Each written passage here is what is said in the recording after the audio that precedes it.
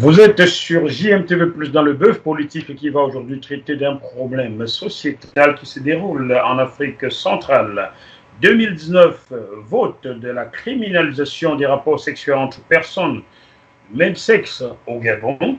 Mardi 23 juin 2020, le Parlement annule cela sur proposition du Premier ministre M. Julien Kogué-Décalé. Dépénalisation de l'homosexualité, donc, les députés gabonais votent 48% pour, 24 personnes contre, et 25 abstentions. Lundi 29 juin 2020, le Sénat gabonais adopte cette réforme du code pénal à 59 voix pour, 17 voix contre et 4 abstentions. La dépénalisation de l'homosexualité est donc désormais adoptée au Gabon, qui devient par là le premier pays en Afrique noire francophone à reconnaître cette pratique. Le peuple mine sa colère, l'Église catholique, comme les autres, gronde. Et vous, Madame Laurence Don, on connaît des convictions religieuses très précises. Déjà, bonjour. Bonjour, Monsieur Mafo, et merci pour l'émission. Je vous en prie. Alors, on vous connaît, et moi je vous connais, peut-être pas les autres, moi je vous connais, des convictions religieuses assez poussées. Je ne sais pas si vous voulez qu'on donne votre rôle au sein de l'Église. Oui, bien sûr, vous pouvez le dire. Vous êtes pasteur. Oui. Bon, voilà. Aux grandes dames de Jacques Moifo, mais Jacques Moifo, on s'en fout, c'est important. Alors, vous êtes pasteur, vous avez donc des convictions religieuses assez fortes. Quel commentaire voulez-vous faire sur cette dépénalisation de l'homosexualité dans votre pays, le Gabon?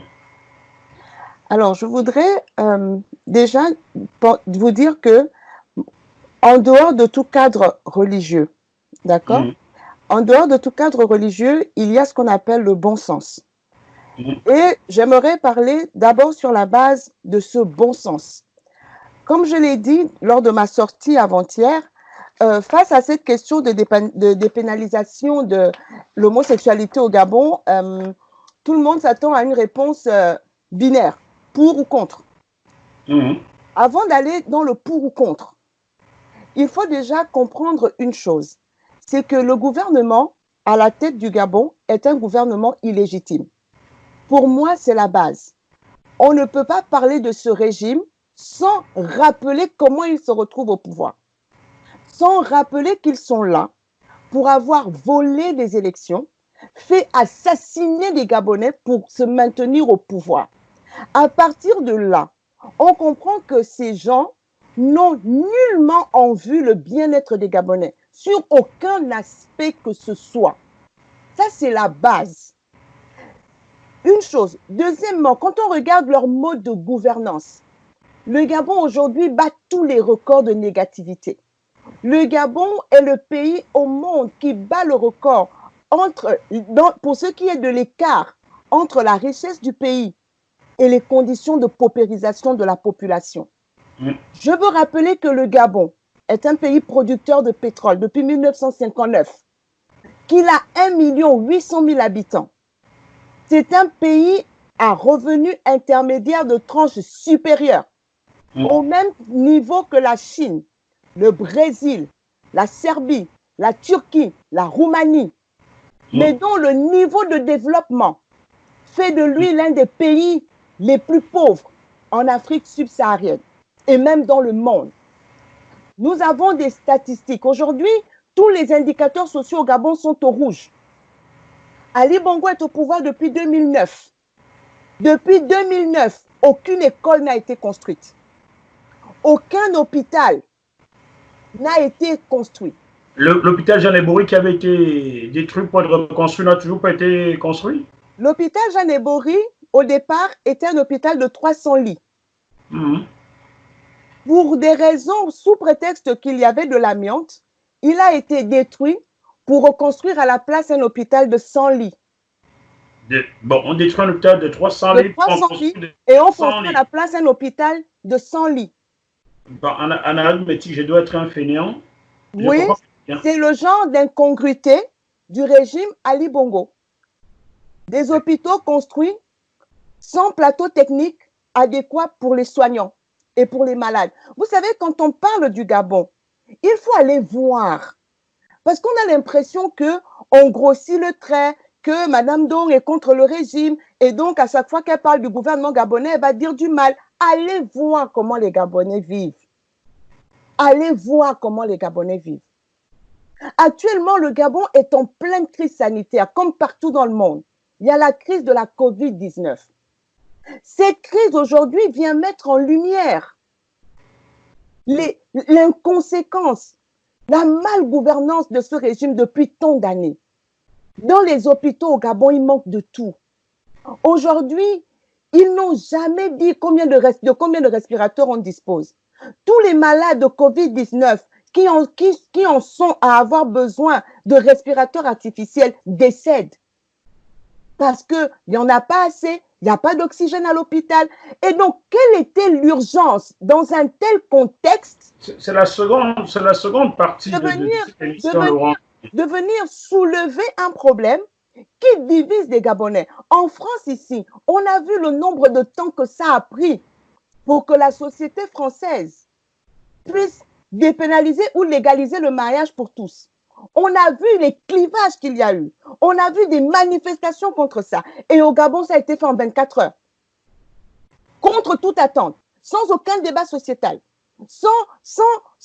Personne n'a rien vu venir. Moi, je dis non. Je n'ai même pas à me prononcer pour ou contre. Parce que me prononcer en pour ou contre, c'est déjà entrer dans un débat qui, pour moi, n'a pas lieu d'être. Parce que les Gabonais ont d'autres priorités aujourd'hui. Les Gabonais ont d'autres problèmes. Et donc, ce gouvernement, tous les actes qu'il pose n'ont jamais en vue le bien-être des Gabonais. Il y a toujours un intérêt derrière qui leur est propre et qui n'a rien à voir avec les Gabonais. Ce qui a été fait n'a rien à voir même avec la cause homosexuelle. Parce que entre le moment où ils ont pénalisé l'année dernière, d'abord, avant de pénaliser, personne n'a posé le problème. Personne ne s'est plaint. C'était en juillet 2019. Hein? Eux-mêmes, ils ont pénalisé. D'accord? Un an plus tard, ils décident de dépénaliser. Personne ne leur a rien demandé. Mais qu'est-ce qui se passe aujourd'hui? Ça a réveillé des velléités. Ça a réveillé une animosité contre les homosexuels dont les homosexuels n'avaient pas besoin. En effet, Laurent Sondon, j'arrive au Gabon, dans votre pays, il y a de cela exactement 22 ans, dans quelques jours. Cela fera 22 ans que je suis arrivé dans votre pays, qui est devenu le mien désormais, n'en déplaise à certains. Les homosexuels, il y en avait partout. Moi qui faisais le monde de la nuit, la radio, les cabarets et tout, et les salons de coiffure, je cohabitais avec des homosexuels. Mesmin Tuntum, père son âme, était homosexuel, on était au PK7, on allait à Saint-Germain. Il n'y avait pas d'animosité vis-à-vis des homosexuels. On les savait comme ça. Tant qu'ils respectaient mon hétérosexualité, j'ai respecté l'homosexualité. Il n'y avait aucun problème. Mais là, maintenant, avec cette adoption, on les a jetés en vindicte, à la vindicte populaire, là. C'est bien ce que vous dites, hein? Ben, comme je l'ai dit dans ma sortie il y a 2 jours. Je disais que l'homosexualité n'est pas dans nos mœurs, d'accord? L'homosexualité est une pratique condamnée par toutes les religions. Elle n'est pas dans nos mœurs. Mais sous le sceau du respect de la vie privée, les homosexuels vivaient leur vie au Gabon sans que personne ne s'en offusque. Entre le moment, enfin, pas que personne ne s'en offusque, mais ils vivaient en toute discrétion. Entre le moment où ils ont pénalisé l'année dernière et aujourd'hui, qui est allé en prison? Qui est allé en prison? Qui a été arrêté? Qui a revendiqué quoi pour qu'ils viennent décider de dépénaliser pour choquer la population? Parce qu'en même temps, ils disent qu'ils dépénalisent, mais ils n'ont rien expliqué à personne. Les gens ne comprennent pas ce qui se passe. Les gens ne comprennent pas. Où est-ce qu'on va? Pourquoi? Et vous savez, et ça suscite une sorte d'aigreur vis-à-vis des homosexuels où les gens se disent, mais attendez, pendant que nous, on a faim, pendant qu'on n'a pas d'eau au robinet, pendant qu'on n'a pas de médicaments, nos parents sont en train de mourir dans les hôpitaux parce qu'il n'y a pas de médicaments, on veut venir nous imposer une loi qui fait la part belle aux homosexuels alors que ces homosexuels vivent dans la même pauvreté, vivent dans la même précarité et surtout, ils n'ont rien demandé. Et donc, on vient soulever un problème qui suscite des véhémences de part et d'autre pour diviser la société gabonaise parce que ces gens, ils ne règnent que dans le chaos. Ils veulent détourner. Pas le but, Laurent, donc est-ce que le but n'était pas tout simplement de distraire le peuple, détourner leur attention vers autre chose? Mais bien sûr, ils n'arrivent pas à gérer la crise de la COVID-19. Les écoles sont arrêtées depuis le 14 mars. Il n'y a pas de possibilité de reprise de l'école. Pardon? Vous faites mauvaise langue, Laurence. Donc, j'ai vu qu'on a remis une carpe par famille, un morceau de savon et un petit sac de riz de 5 kilos. Une carpe, bien sûr. C'est vous qui faites dans la dérision. Pour les familles, ils ont remis une carpe. C'était soit une carpe, soit une cuisse de poulet. C'était l'un ou l'autre. Une carpe ou une cuisse de poulet. Non, mais est-ce que c'est sérieux? Dans un pays qui a 1,5 million d'habitants, qui fait 9 000 milliards de francs CFA de produits intérieurs bruts, est-ce que c'est normal tout ça? Quand on s'en offusque, quand on s'en indigne au plus haut point, c'est nous qu'on veut faire passer pour des personnes anormales. Nous ne pouvons pas accepter ça.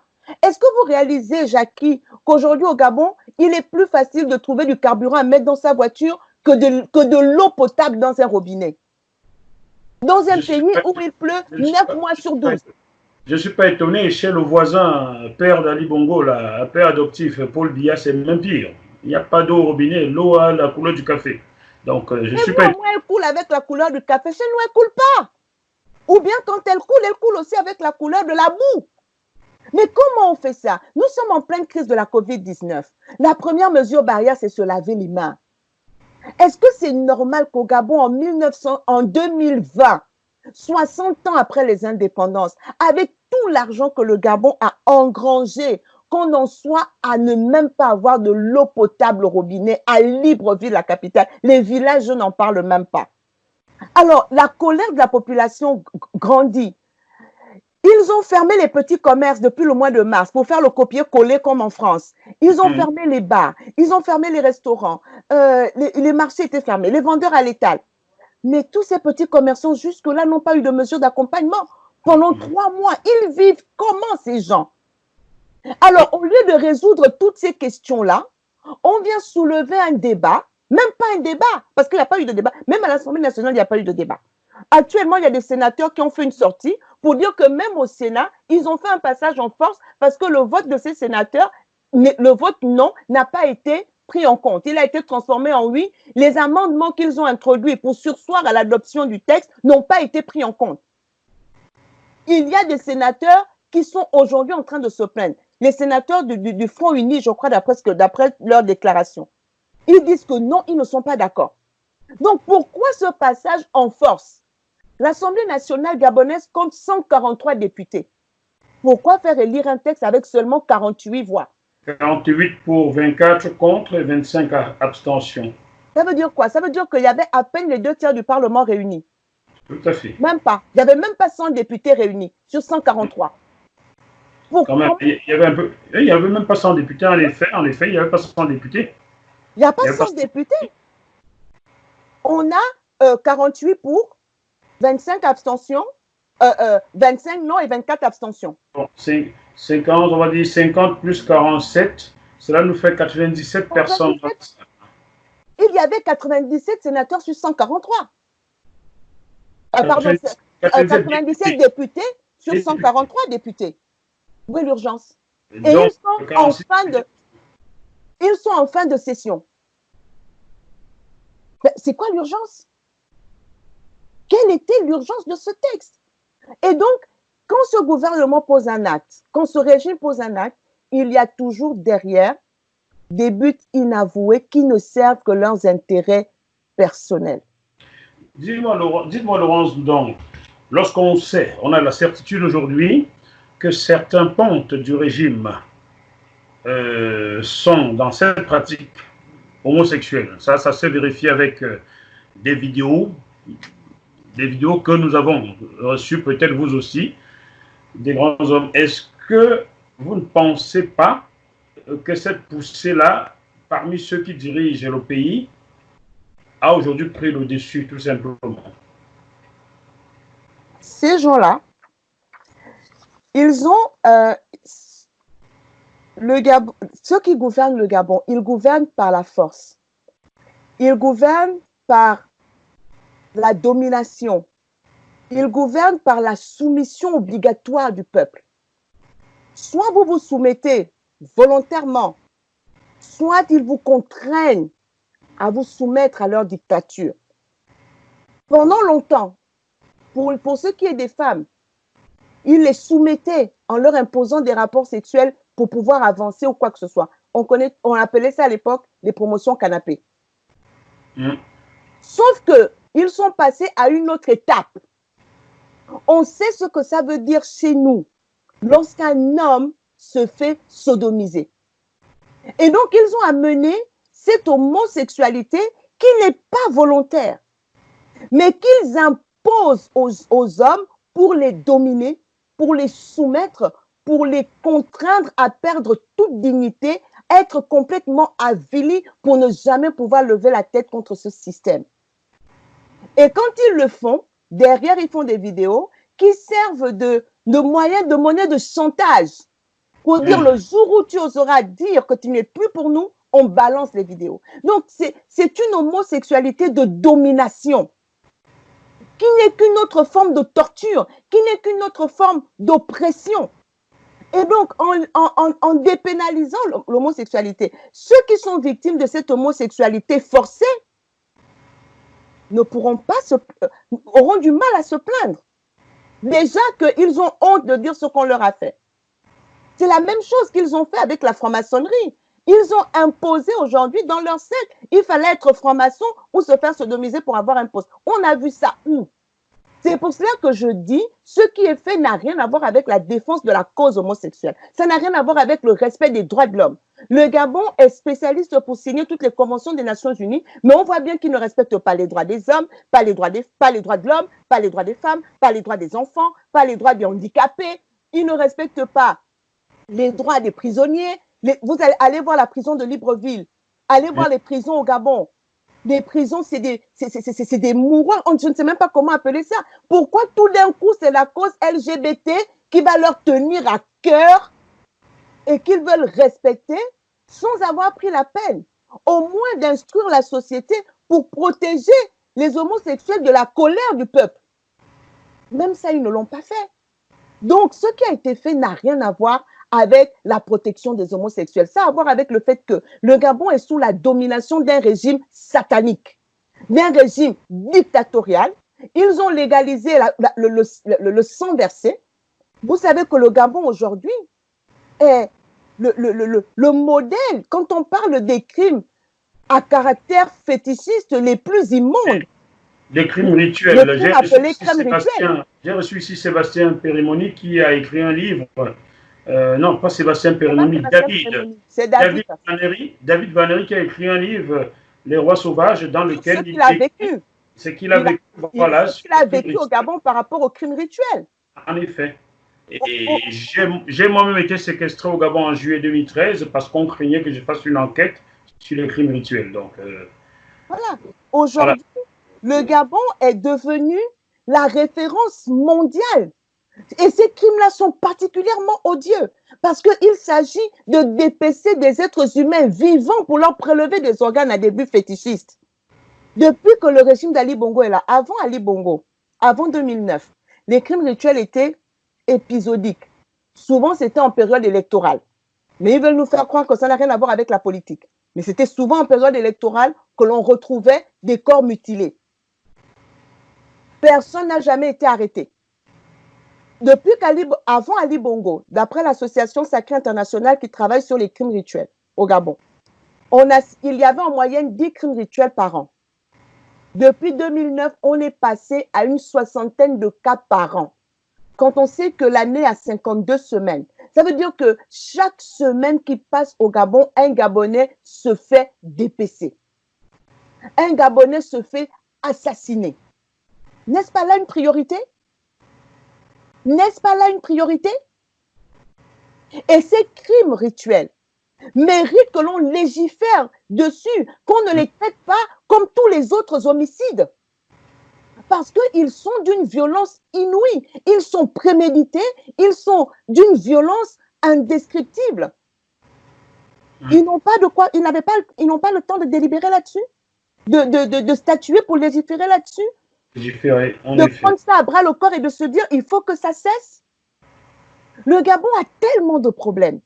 Le Gabon a des problèmes sociaux, politiques, économiques, culturels. Donc tout ce que vous voulez, le pays est au ras des pâquerettes. Alors ce débat qui divise les Gabonais n'avait pas de raison d'être. Il n'a absolument pas de raison d'être. Il heurte les gens pour rien. Les Gabonais se contentaient du fait que dans la loi, au moins ils savent que la loi gabonaise ne légalise pas l'homosexualité, ne légitime pas l'homosexualité. Les gens vivaient comme ils voulaient. Oui, ils pouvaient, oui. Les gens pouvaient vivre comme ils voulaient. Personne. On a vu sur la place publique des activistes, des blogueurs gabonais homosexuels que tous les Gabonais regardaient. Tous les Gabonais regardent leurs vidéos. Tous les Gabonais en rigolent. Mais les Gabonais n'ont jamais véritablement stigmatisé quelqu'un parce qu'il est homosexuel. Ils n'ont pas mis de côté, refusé de le voir ou refusé de le saluer. Alors, pourquoi venir soulever ce débat aussi clivant? Pourquoi venir soulever cette question aussi clivante maintenant? C'est pour distraire le peuple, susciter la haine, que les Gabonais s'entretuent entre eux, que maintenant, quand les Gabonais vont voir un homosexuel dans la rue, qu'ils le frappent, qu'ils le battent, et puis derrière, ils vont dire... Parce que ces gens cherchent à se légitimer. Ils cherchent à se légitimer. Pas vis-à-vis des Gabonais, mais vis-à-vis de l'Occident. Or, ceux qui pourraient les légitimer en Occident, c'est ceux qui légitiment tous les présidents, être démocratiquement élus. Et ça, ils ne le sont pas. À partir du moment où ils ne le sont pas, tout ce qu'ils peuvent faire derrière, on a vu Ali Bongo rechercher après l'élection la poignée de main de Macron. On l'a vu à l'Assemblée générale des Nations Unies se boutonner le costume parce qu'Emmanuel Macron arrive, il faut qu'il lui serre la main. On l'a vu bousculer le vieux Paul Biya pour venir s'incruster dans une discussion entre Mohamed VI et Emmanuel Macron, tellement il veut être l'ami d'Emmanuel Macron. La recherche de la poignée de main d'Emmanuel Macron est plus importante pour lui que l'adhésion du peuple gabonais à sa personne. À partir de là, il n'y a rien de ce qu'ils font qui est dans l'intérêt du peuple. Dites-moi, dernière question, Laurent Sondon. Vers quoi s'achemine-t-on là? Vers quoi s'achemine-t-on avec cette légalisation de l'homosexualité qui choque tant le peuple? Même si en sourdine, on peut l'avoir compris déjà dans vos propos, vers quoi s'achemine-t-on? Ils ont soulevé là la boîte de Pandore. Ce qui se passe, c'est que ce régime est en train de poser les actes d'un régime à bout de souffle. D'un régime ils n'ont plus rien à offrir aux Gabonais. Ils ont volé l'élection en 2016 de façon sanglante. Nous sommes en 2020, 4 ans après. Toujours aucune réalisation. Aucune. Ali Bongo est venu affabuler devant la communauté internationale. Il est venu balbutier. Puisque même dans la maladie, il ne veut pas reconnaître qu'il est malade, qu'il ne peut plus gérer un pays, qu'il viole la Constitution. Bon, de toute façon, ils n'ont jamais respecté aucune loi. Et qu'il doit se retirer, ne fût-ce que pour lui-même, pour son honneur. Parce que quand on a un minimum de dignité, on ne peut pas se présenter à la face du monde en étant aussi diminué, incapable de parler. Ce n'est pas une honte d'avoir eu une maladie, mais il faut de la dignité pour dire je suis malade, je me retire. Mais même cette dignité prouve au monde qu'il ne l'a pas. Il est venu affabuler en disant le Gabon est prêt à lutter contre la COVID-19. Prêt, ils en sont à emprunter là 8 millions d'euros, 5 milliards pour acheter des masques. Ils en sont à quémander de l'aide. Et toute l'aide qu'ils ont déjà reçue, personne ne sait où elle est passée. Le personnel soignant n'a toujours pas de matériel de protection. Il n'y a toujours pas d'oxygène à l'hôpital général. Il faut 300 millions pour réparer le mécanisme qui ramène l'oxygène dans les chambres. 300 millions. Ça n'a pas été fait depuis des années. On ne les trouve pas au Gabon, 300 millions? Non, pour réparer l'oxygène à l'hôpital général qu'ils appellent maintenant le CHU de Libreville, ils n'ont pas d'argent pour ça. Donc, quand on fait des choix aussi mauvais, ils ont montré, j'ai fait une série de sorties pour décortiquer la manière dont ils ont pris en charge cette crise. Et aujourd'hui, ils sont arrivés à bout de souffle. Ça, c'est des distractions pour que la colère du peuple ne se révèle pas contre eux. Mais cette colère va finir par éclater. Parce que je le répète depuis des années, chaque peuple a son seuil de tolérance. Les Gabonais vont arriver au bout de leur seuil de tolérance. Et ils feront ce qu'ils ont à faire, se lever contre ce peuple. Comme il n'a que la violence à offrir, ils sont en train de se préparer. Est-ce que vous savez qu'au Gabon, depuis 2016, le budget de la défense et de la sécurité est le double du budget du ministère de la Santé. Ah, je ne suis pas étonné. Le double. C'est le double du ministère. Vous pourrez regarder ma dernière intervention. J'ai mis tous les chiffres. C'est le double. Donc, alors que nous ne sommes pas en guerre, comment se fait-il que l'on met autant d'argent dans la sécurité et dans l'armée, et dans le même temps, quand on classe les armées au niveau africain, sur 38 armées classées, le Gabon, l'armée gabonaise est 32e.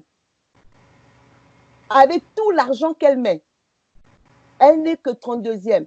Derrière l'armée du Mali, du Burkina, bien Derrière sûr. l'armée du Mali. Mais bien sûr. C'est inquiétant, ça. Bien sûr.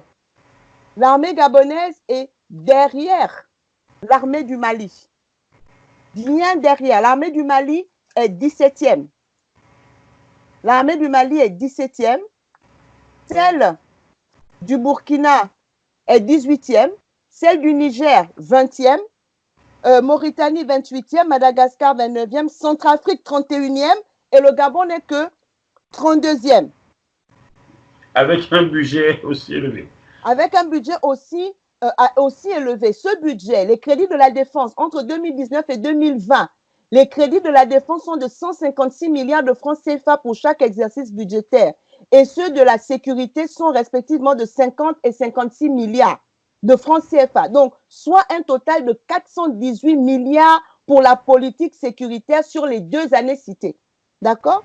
Alors que pour la santé, les crédits sont de 116 milliards de francs CFA sur chaque année de référence, soit un total de 232 milliards. D'accord, presque la moitié. Pour la santé. C'est du simple au double. Et il est important de dire que le niveau même d'exécution du budget d'investissement de la défense est nettement plus élevé que le budget d'investissement, que l'exécution du budget d'investissement de celui de la santé. Et quand on classe les armées dans le monde, sur 138 pays évalués, le Gabon est 130e. Au monde. Et en Afrique, sur 38 armées classées, celle du Gabon est 32e. Ça veut dire quoi? Qu'ils se préparent uniquement à mater les populations. Ils sont en guerre contre les populations. Ils ne sont pas, ils ne préparent pas, c'est pas pour sécuriser le pays. Mais s'ils ne veulent, puisqu'ils s'entêtent, le Gabon, la population est obligée de se révolter. La population est obligée. Là, avec la loi sur l'homosexualité, sur la dépénalisation, on a entendu parler des personnes qui ne parlent jamais. Des personnes qui ne parlent jamais. Mais cette indignation, quelque peu sélective, finira par ne plus l'être. Parce que les réalités quotidiennes rattrapent déjà tout le monde. Les gens en ont marre. Et pour finir un peu, pour parler un peu de votre pays, le Cameroun, le voisin, est-ce que vous savez que la dette du Gabon aujourd'hui, ramenée par tête d'habitant, est de 2 600 000 francs CFA pour chaque Gabonais, la dette gabonaise aujourd'hui. Et vous savez combien est la dette du Cameroun par tête d'habitant? 320 000. D'accord, 320 000 pour le Cameroun. 2 millions, combien pour le Gabon? 600 000 pour le Gabon. Par habitant. D'accord.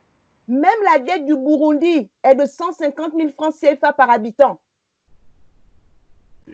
On refera une émission là-dessus parce qu'il faudra qu'on comprenne où est passé cet argent-là, sachant que même à Gondi et à Kanda, là-bas, où ce sont des gens de la haute société qui vivent, à la première goutte d'eau, il y a des inondations partout, il n'y a pas d'adduction d'eau, le poteau chez moi est placé à 500 mètres, il faudrait bien qu'on comprenne où cet argent-là un jour. Donc, on refera une émission là-dessus, Laurence. Bien sûr, donc, quand on a des conditions de vie des populations aussi exécrables, cette question de mœurs n'était nullement une priorité. On a bien compris elle n'est pas une priorité. Et je veux dire aux Gabonais que nous avons vécu jusque-là, avec nos convictions, être contre la pratique homosexuelle ne veut pas dire qu'on est contre la personne de l'homosexuel. On n'a pas besoin de les agresser. On n'a pas besoin de les stigmatiser. On n'a pas vécu comme ça jusqu'aujourd'hui. tout en n'étant pas pour. On n'a pas vécu comme ça. Pourquoi ça changerait aujourd'hui? Ils ne sont même pas responsables de ce que ce gouvernement d'inconséquents, d'inconscients, d'incompétents fait, alors qu'ils ne soient pas la cible du peuple. Ils ne sont pas la cible. Leur pratique est une pratique déviante. Le vol est une pratique déviante qui a mis le Gabon au ras des pâquerettes. Le meurtre est une pratique déviante. Et dans une société, on ne peut pas commencer à se faire justice soi-même, à estimer que l'autre il vit, la manière dont il vit ne me plaît pas, donc je l'agresse. C'est pas possible. On ne peut pas le faire. Sinon, la société sera dans un chaos pas possible. Ce n'est pas normal de réagir comme ça. Et donc ça, je tenais à le dire. On a des convictions, mais ces convictions ne doivent pas nous mener à la haine du prochain, nullement.